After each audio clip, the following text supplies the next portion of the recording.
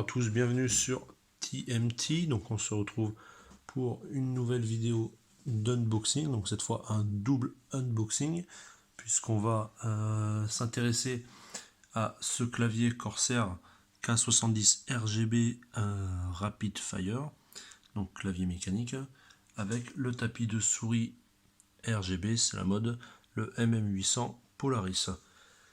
Donc qui vont venir remplacer mon Logitech G105 vieillissant avec la touche Kikwin, ainsi que mon tapis de souris qui avait servi au tuto pour nettoyage du tapis de souris. Vous voyez d'ailleurs qu'il est encore plutôt bien propre. Voilà, donc j'en profite, je vous montre aussi une petite trouvaille ressortie des cartons. Voilà, donc il s'agit d'une GTX 260, donc que m'avait filé un stagiaire. Donc bon, elle est en état de marche, je ne l'utilise pas, donc du coup elle est sur l'étagère à côté du carton de la 1080 Ti. Donc on va commencer tout de suite avec le clavier. Donc emballage Corsair, très belle boîte, je suppose très beau bundle et très complet aussi.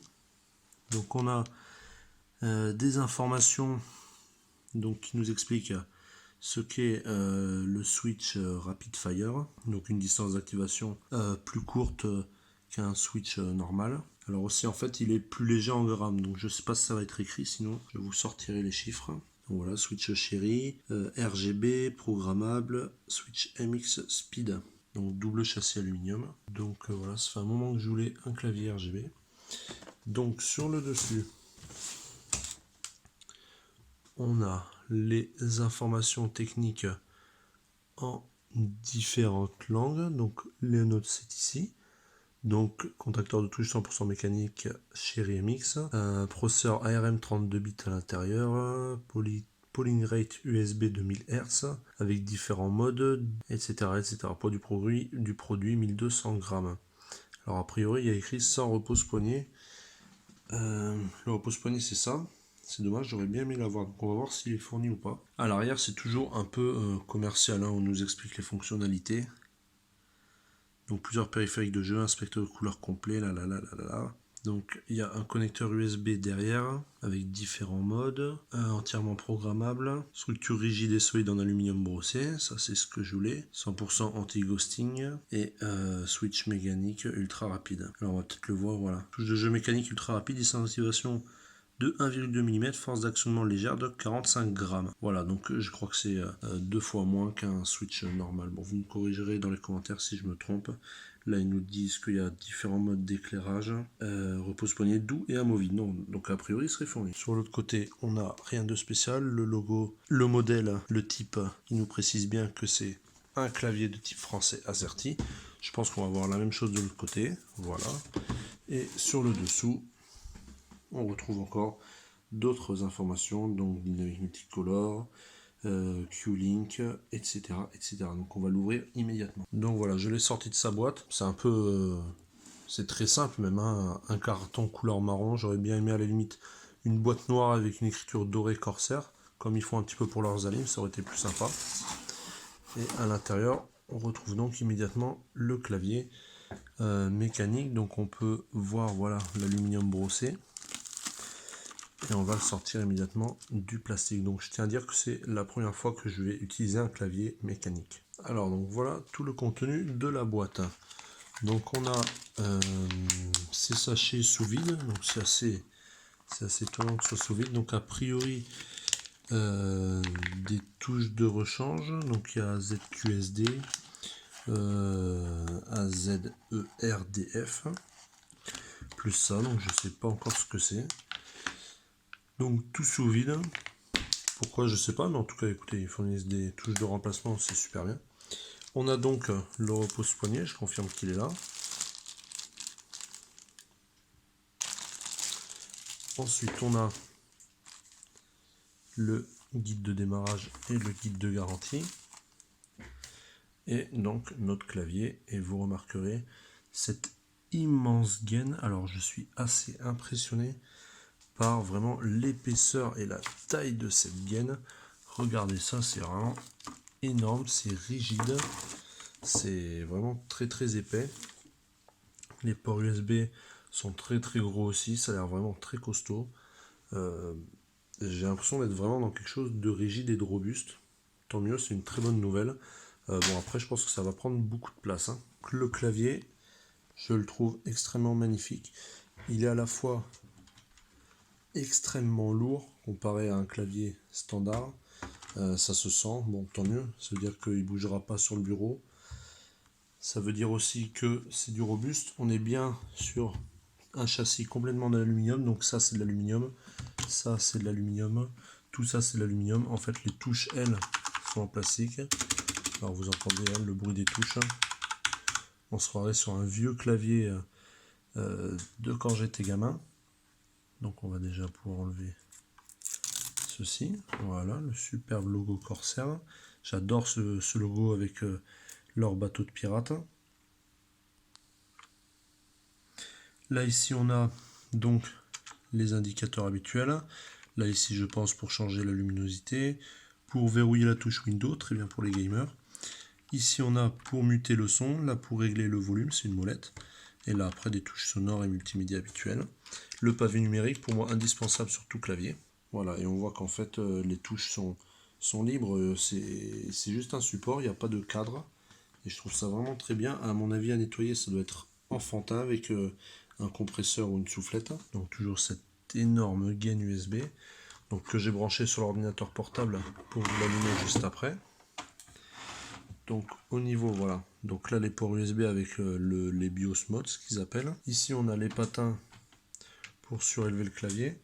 Donc on n'a que cette possibilité-là. On en a d'autres à ce niveau. Voilà. Et après, on a donc notre pose-poignet, donc qui est très bien fait. Hein. Lui, par contre, bien sûr, est en plastique légèrement perforé, hein, comme vous le voyez. Et l'arrière est comme ça. Donc ça, en fait, ça se clipse dedans de cette manière. Donc je crois qu'il suffit de le pousser, tout simplement, pour l'enclencher. Le clavier avec son repose-poignet est installé. Ouais, bien pratique, ce clavier est assez haut quand même. Donc je trouve ça plutôt pas mal à voir à l'usage.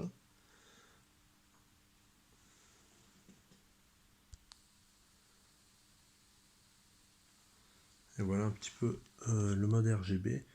Donc là, il est actuellement que en rouge. Ah, ça c'est éteint. Voilà. Donc que en rouge avec les touches ZQ et Z allumées ainsi que les flèches. Donc je pense que tout ça après se règle via un programme Corsair. Donc ça c'est pour allumer, éteindre la lumière, changer l'intensité. Voilà, donc là j'ai mis au maximum.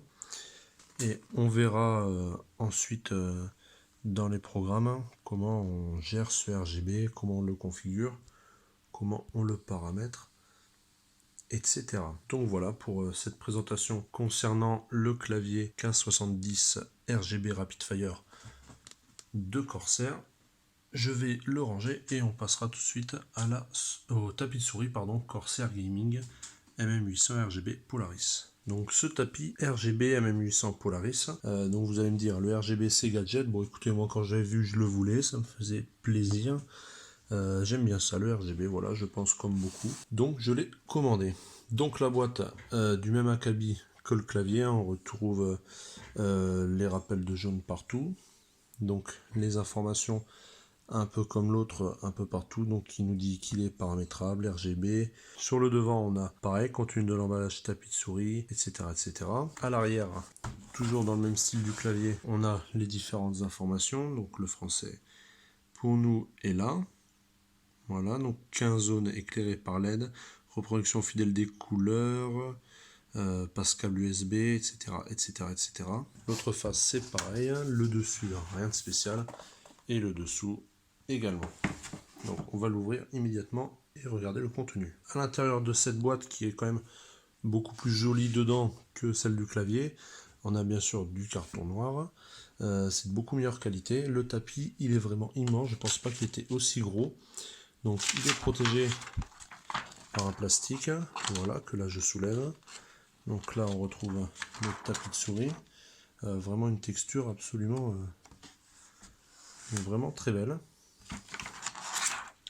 Il est dans un espèce de cadre en plastique pour le protéger de tous les côtés, c'est vraiment plutôt pas mal. Donc on va le sortir et regarder un peu ce qu'on a. Donc j'ai sorti le tapis de souris qui, vous le verrez, très fin. Donc il était posé là, les câbles étaient rangés tout le long ici, donc vraiment très bien fait. En plus il y a le manuel d'utilisation, le manuel de garantie comme d'habitude. Donc ensuite on n'a absolument rien d'autre. Très bon point pour la boîte. Donc le tapis de souris que voici, avec donc la bande de LED qui en fait tout le tour. Il est vraiment très très grand. Le câble est gainé, il est 2 fois moins épais que celui du clavier qu'on a déballé juste avant. C'est le même type de prise connecteur USB. Je trouve vraiment très belle, ça sent la robustesse. Donc là ici on a ces plastiques qu'on peut enlever. Donc sur les photos sur internet, on pourrait croire lorsqu'on l'achète que ça ici c'est creux, donc en fait non, hein, c'est totalement lisse et fermé. Ici on a le module de contrôle avec le port USB. Donc moi je pense que je brancherai ma souris ici et que je brancherai mon tapis de souris sur le clavier, à voir comment après l'ordinateur gère le tout, ou alors je brancherai peut-être tout derrière la tour. Et voilà donc notre tapis de souris une fois branché. Bon, vous allez tous dire ça fait extrêmement kekos, extrêmement gadget. Moi personnellement j'adore. J'ai grandi avec l'informatique, j'ai toujours rêvé de trucs comme ça. Donc je trouve ça absolument cool, absolument génial, et puis c'est vachement bien fait, quoi. C'est vraiment très très bien fait. Donc je vais en profiter, en le levant ça m'y a fait penser, pour vous montrer le dessous, donc qui est en caoutchouc, comme ça là. Donc vraiment très très antidérapant, hein. Là il est posé, vraiment pour le bouger, faut y aller, quoi. Voilà donc pour ce tapis de souris RGB MM800 Polaris. Donc je vais après vous faire une photo que j'intégrerai, ou peut-être le filmer également, on va voir. Donc en lieu et place de mon vieillissant Logitech G105 et ce tapis de souris. Donc vous voyez déjà la différence, c'est quand même assez incroyable, donc je pense que ça va bien me plaire. Voilà, donc merci à tous d'avoir suivi l'une de mes vidéos. Comme d'habitude, je vous invite à vous abonner, à partager et à liker. Merci à tous et à bientôt. Donc j'aime beaucoup la typographie des touches. Je trouve vraiment génial. Les lumières qui sortent du bas, génial aussi. Puis j'aime bien... attendez, je vais me mettre dans du texte, voilà. J'aime bien le bruit de la frappe.